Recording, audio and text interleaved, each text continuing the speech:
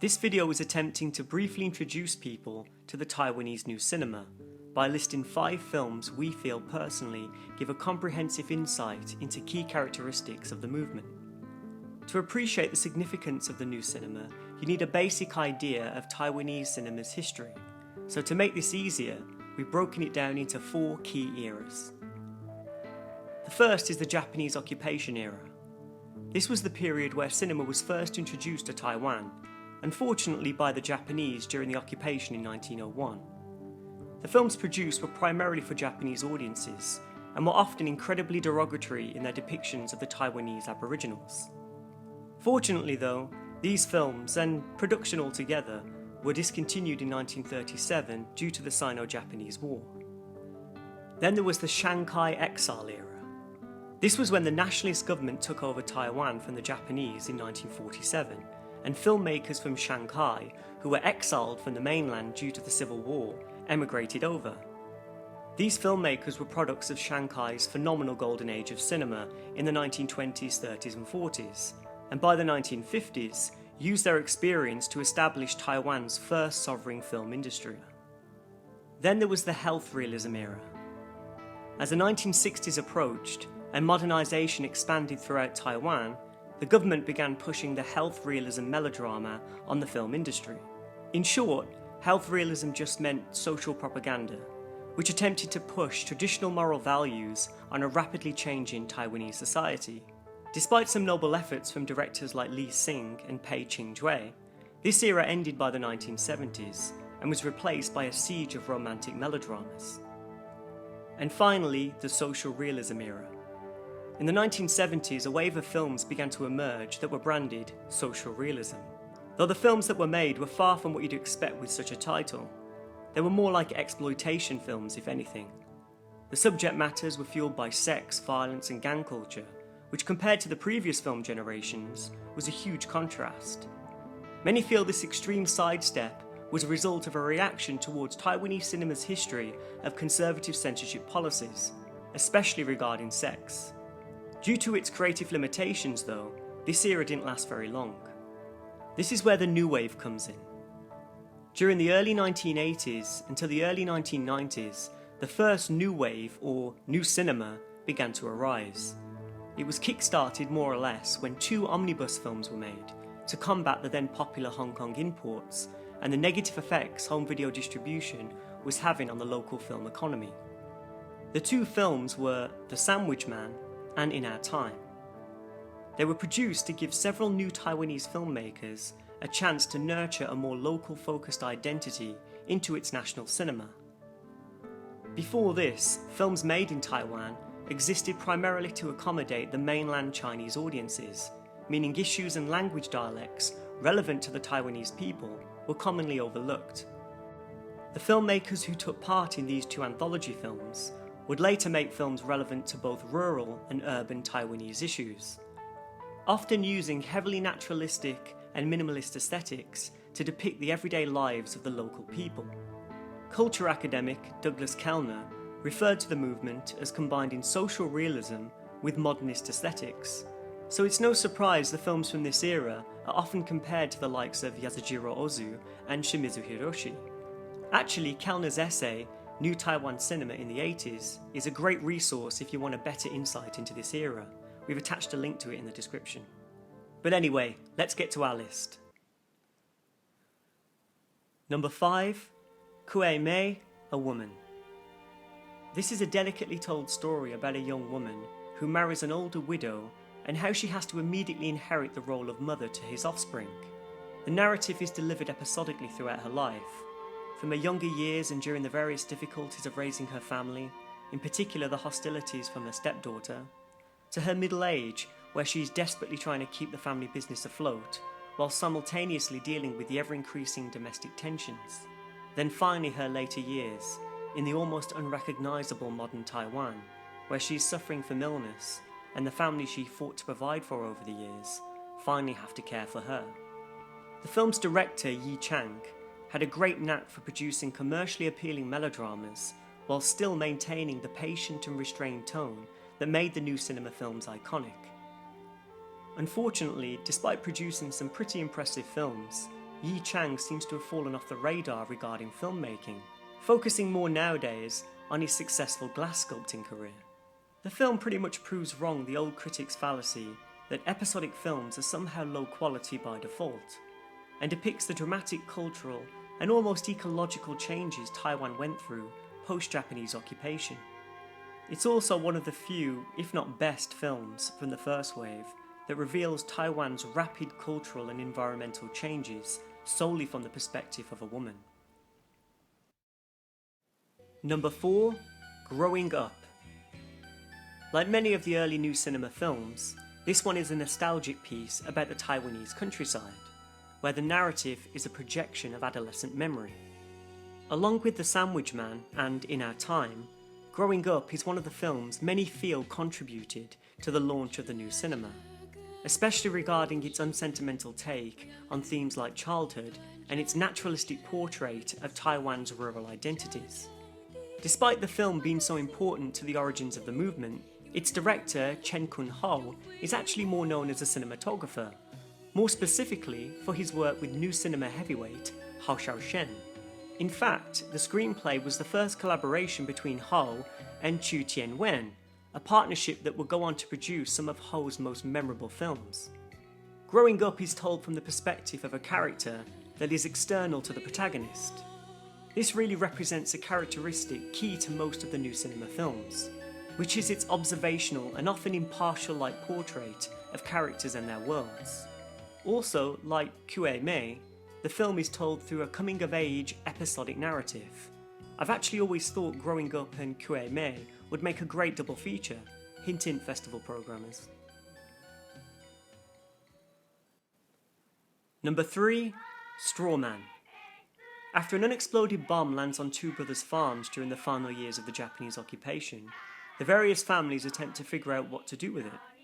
This involves a misguided effort at lugging it to the local Japanese authorities as a gift to the emperor, to eventually throwing it into the ocean at the demand of the frightened officials. The story aside though, this film is really about the incredibly charming characters that make up the rural family, and the harsh conditions they were expected to survive in during this period. The director, Wang Tung, was the veteran of the new cinema directors, working in the Taiwanese film industry since the health realism era.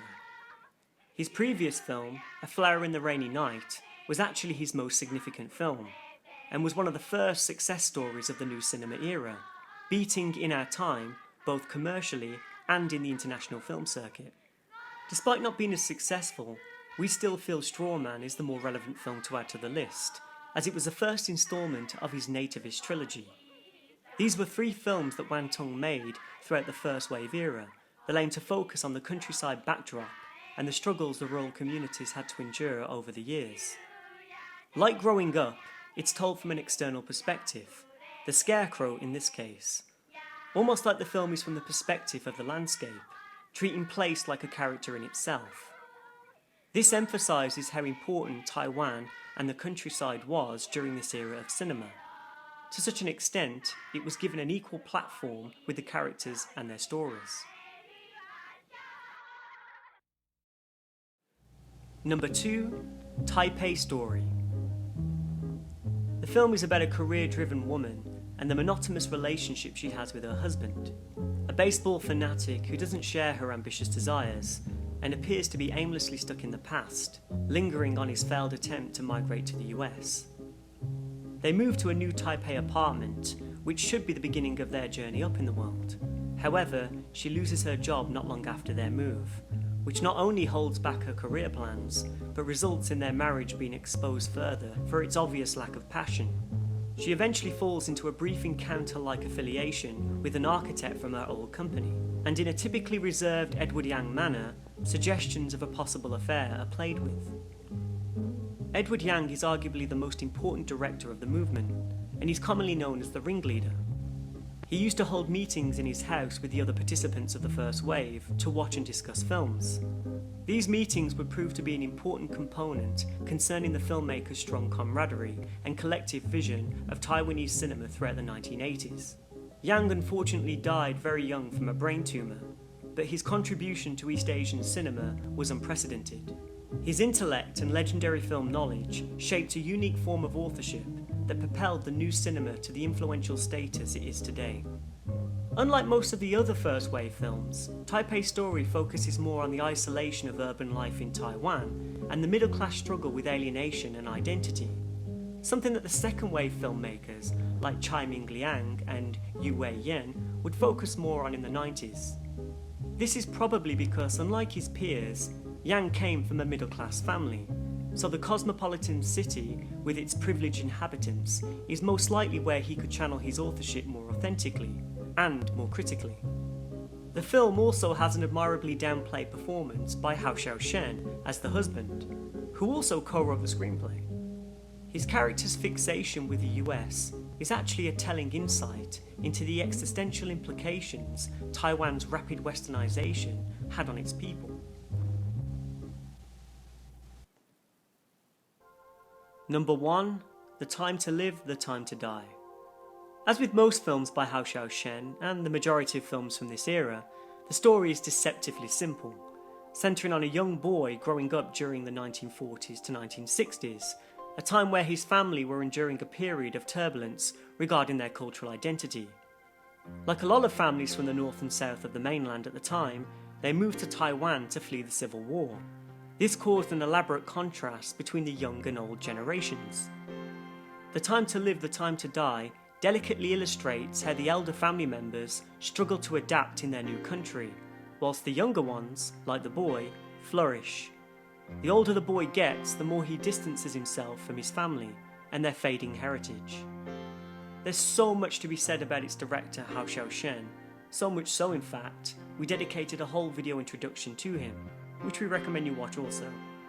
To sum up Hao's importance in a nutshell, he and Edward Yang are really the superstars of the new cinema, and apart from Ang Lee and Kun-Hou, the most acclaimed filmmakers from Taiwan. He's also known for his 3 trilogies that depict various characteristics of Taiwanese culture and history, starting with the rural coming-of-age trilogy, which were nostalgic and personal portraits of characters living amongst Taiwan's rural post-war communities. Then, the Taiwanese history trilogy, that depicted, as the title says, key characters during significant political and historical eras of Taiwan. Finally, there was the female urban youth trilogy, the more unofficial one that threaded through the previous trilogies, and moves away from the rural nostalgia that the new cinema was known for, and focuses on Taiwan's contemporary urban isolation, specifically from the perspective of young women. The Time to Live, the Time to Die was actually the second instalment of Hao's rural coming-of-age trilogy, and really sums up the new cinema's importance regarding the depiction of Taiwan's unique cultural identity, using rural locations, local non-professional actors, and the Hakka dialect, distancing itself from the Mandarin productions Taiwan commonly produced to appeal to the general Chinese market. Unlike the other 2 films from this trilogy that were based on the childhood of Hao's writers, Chu Qianwen and Wu Nianjian, The Time to Live, the Time to Die was Hao's personal film story, based on his own adolescence, which is probably why in retrospect, this film made such an impact on how we all remember the Taiwanese New Cinema movement and its influence on filmmakers from all over the world. It's just so personal, and because of this, it makes the film much more profound and powerful than the other 2 films, at least in my opinion. As an honourable mention, we should really bring up Wan Ren, who was the more politically charged filmmaker associated with the movement. He's not usually branded an auteur like the others, but his short in the Sandwich Man omnibus, Taste of Apples, is essential, especially if you want an understanding of one side of the political mindset during the movement, though it's an extreme one, at least compared to the other more subtle filmmakers of this era. Hopefully this video has been useful to some of you. We're going to try and do a second wave video soon, which will hopefully give a more comprehensive insight into the Taiwanese new cinema as a whole. But anyway, thanks for watching.